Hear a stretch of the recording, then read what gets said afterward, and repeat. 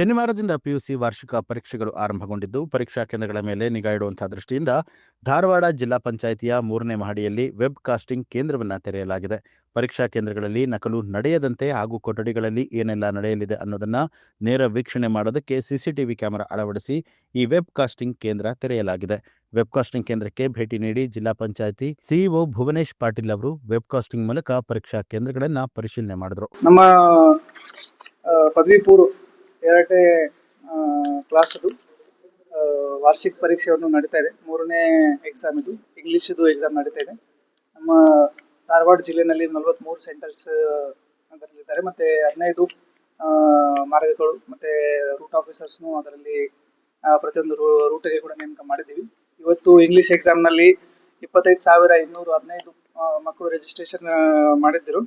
ಅದರಲ್ಲಿ 24,784 ಮಕ್ಕಳು ಇವತ್ತು ಅಪಿಯರ್ ಆಗಿದ್ದಾರೆ.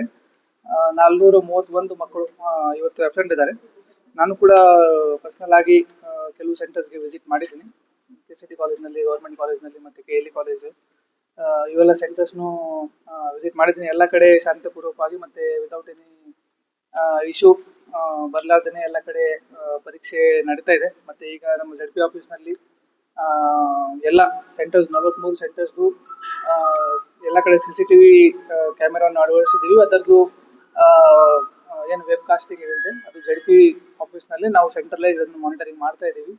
ಪ್ರತಿಯೊಂದು ಕಾಲೇಜಿದು ಮತ್ತು ಕ್ಲಾಸಸ್ನಲ್ಲಿ ಏನು ಪರೀಕ್ಷೆ ನಡೀತಾ ಇದೆ ಅದು ಎಲ್ಲ ಫೀಡ್ ನಮಗೆ ಇದು ಬರ್ತಾ ಇದೆ. ಅದರಲ್ಲಿ ಕೂಡ ಏನು ಸಮಸ್ಯೆ ಏನು ಇಲ್ಲಿವರೆಗೆ ಏನು ಬರಲಿಲ್ಲ.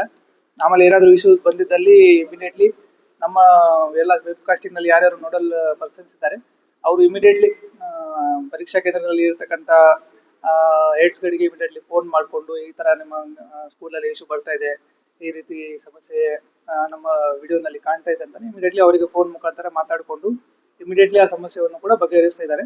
ಸೊ ಇವತ್ತು ಎಲ್ಲ ಈ 3 ಎಕ್ಸಾಮ್ಸ್ನು ಕೂಡ ಎಲ್ಲ ಸರಿಯಾಗಿ ನಮ್ಮ ಧಾರವಾಡ ಜಿಲ್ಲೆಯಲ್ಲಿ ನ್ಯೂಸ್ ಅಲರ್ಟ್ ನಿಮ್ಮಿಂದ ನಿಮಗಾಗಿ.